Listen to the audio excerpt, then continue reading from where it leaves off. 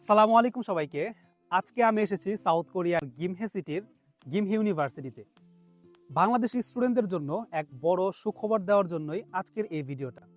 আপনারা অনেকেই জানেন যে আমরা এই গিমহে ইউনিভার্সিটির সাথে লাস্ট 2 সেমিস্টার যাবৎ কাজ করতেছি এবং আমরা যদি বলি যে আমাদের লাস্ট অর্থাৎ মার্চ ইনটেকে এই ইউনিভার্সিটি থেকে আমাদের ভিসা ইস্যুয়েন্স নাম্বার প্রায় 100% চলে এসেছে।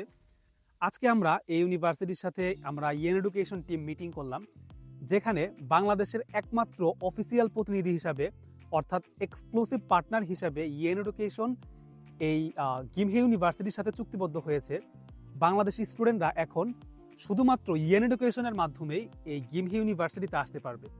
সো আপনারা যারা চাচ্ছেন যে D47 ভিসায় অর্থাৎ ইএপি প্রোগ্রামে এই ইউনিভার্সিটিতে আসার জন্য, তারা ইয়েন এডুকেশনের সাথে যোগাযোগ করতে পারেন। লাস্ট ইনটেকে অর্থাৎ মার্চ ইনটেকে এই ইউনিভার্সিটির আইএলসের রিকোয়ারমেন্ট ছিল 5.5, তবে তারা এই অর্থাৎ সামনে জুন ইনটেক থেকে যে স্টুডেন্টগুলোর আইএলসের স্কোর 5ও আছে তাদের ফাইলও এই ইউনিভার্সিটি গ্রহণ করবে এবং D47 অর্থাৎ ইএপি প্রোগ্রামে তারা ভিসা ইস্যুয়েন্স নাম্বার প্রদান করবে। আরেকটা বিষয় হচ্ছে, আপনারা কোরিয়াতে আসার পর অনেকে অ্যাকোমোডেশন থেকে শুরু করে জব সার্চিং বা আরও যে অন্যান্য বিষয়গুলো আছে সেগুলো নিয়ে অনেক ভোগান্তিতে পড়েন।